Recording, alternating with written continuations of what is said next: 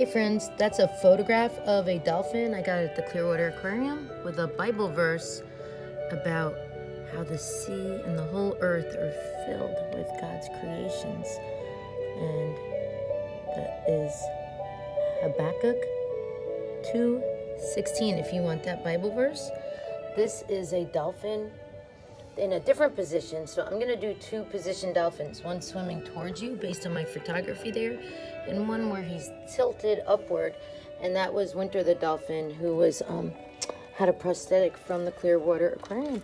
Okay, so I am going to have one of my dolphins facing up, going up like that, and one of mine swimming sideways. So I'm going to do two dolphins in the time you do one, but I want you to look at the cute little guy. Think about your background, your middle ground, and your foreground. I tried to make a tank with little fish in it, so that way this dolphin in my imagination could swim down and go out to sea and come back out to his little lookout in the tank. And obviously Vincent, who inspired my background? Ooh, Van Gogh. You can also do a swirly background or anything you want, as I encourage you to be creative. All right, so we're gonna look at the dolphin, and we're gonna start step by step. All right, you guys know I like to start with the eye. So I'm going to have an almond-shaped eye. Look at the eye on that dolphin, okay? And the smile and how it goes down, okay? Now, at the almond-shaped eye, I'm going to have it like that, okay? Because I'm looking at the direction this dolphin's going. Now, this dolphin is swimming towards us, so I'm going to have his eye going this direction. So think about the direction you want your dolphin. Then I'm going to do the tear duct, the eye thickness, the glare, the pupil, and the iris. I'm going to do a little bit eyelashes and just a little curve around it, okay? Now let me show you that again on this one. And this one is the tear ducts this way. He's facing this way, okay? So then you got the eye thickness, the glare, the pupil, and the iris. And you know I like making a pretty color in there. Okay, then he's got an eyelid and some lashes to give the eye a little more expression. Now, with both of these, you want to see the way the mouth goes. Do you see that way the goes from the eye, goes down and around? Okay, now let's try that by our eye. Okay, so there's our eye. Comes out. Comes in. That's the one. This little guy is smiling. And let's have the bottom. Okay, so that's the bottom, like on jaw, and that's the top. Okay, and I'm going to come around very carefully. And this is where the eye is. Now I want to get to the top of the head and curve it around. Get it a little, see I'm doing it in pencil, so I could add a little shading. And I can erase if I'm not happy and make a mistake. Remember? So that's the inside of the mouth to have a little more depth there. You guys see that curve there?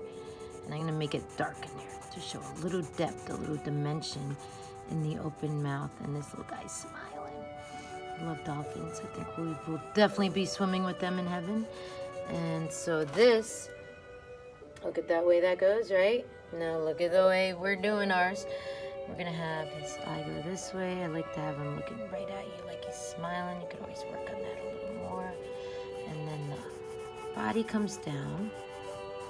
Okay, curve head, and then it curves, and I have his little fin coming out.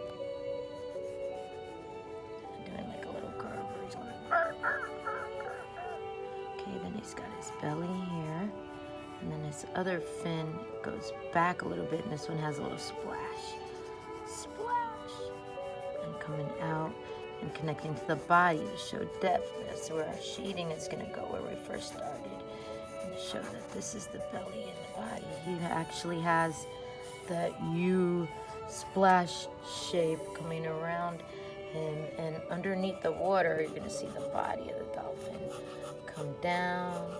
He's got his little soft dolphin fin all the way down to where the tail would be down there. It would be curved right there would be the tail if you have a little more room in your art. So let's look at that again. Let's look at yours, and let's see how you can make it more. You could tell I spent a little more time on my painting and looked at the photography, and I really went slow. I'm trying to teach you guys that you can start and spend as much time on the photography as you want. Now we're gonna have them swimming that way. this guy.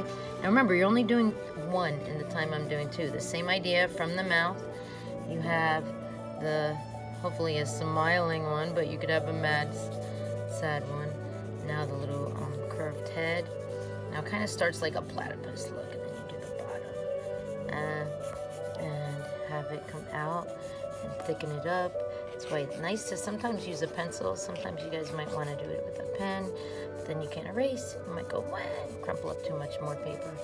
Don't want that. All right, so now his body's going this direction. I have a fin going this way. Underneath, I see the other fin coming down. And now the body is going this way. And in the Clearwater Aquarium, it was kind of curved around this tank, and then the tail was that way. Now you can actually just stop it there like the photo does, or you could keep it curved around and keep it going. I was hoping to spend a little longer, now that we're in 5 minutes and 57 seconds on this video lesson, to show you the next step would be to add the color. And I got my watercolors here. I have taught you guys, my students, how to start with the darker color, black, or the lighter color. Say it, guys. Yes, the lighter color. Once you get black, ooh, all your water will turn black. And then you will have to get fresh water or everything will be black. I'm going to start with a little yellow in the sky to remind you guys you always want to reflect the sky color in the water. And by doing that, reflection, can you say reflection? Reflection. You're going to have more depth in your art. Some of you guys are still doing blue water even though you have a pink sunset. And if I could get you to do, when you do the sunset or whatever amazing color you're doing in your galaxy, whatever, if you do some reflection right away in the water, I'm gonna have this light shining right through the water here as your first layer, and what we're doing is layering, you'll have more depth in your art. To prove that, let me look at my Van Gogh replica. Look at the purple in there, and if you look really closely, what did I add for personal expression? See him? There's a flying pig. Actually, my daughter Adelia said, Mom, can you do a flying pig? There's some people with a dog on the hill. Look at the personal expression. Surfers, I was in the surf club in college. So what can you add on yours to personalize it? That something to make yours showing a story, like you have personal expression. Okay, what I'm gonna do is finish up really fast by showing the controlled, what? Yeah, you guys said it, the control drip. I'm just starting a little bit to see if I need to add more of this stuff, water. Okay, a lot of you guys are still digging in the blue and using it all up, quite frankly, and not even adding more of this stuff called water. All right, and then we're gonna drip it around, rock it, just like Mario Go-Kart. You wanna drive it and not drip off the page, unless it's somewhere you wanna collect it, but you wanna rock it back and forth so you get the drip in the direction you want it to go, and then you stop. Then you're gonna have to drip it again and stop, and it takes a little bit of time. It's not just, okay, done, like really, really, really quickly, or else it'll all puddle in one spot.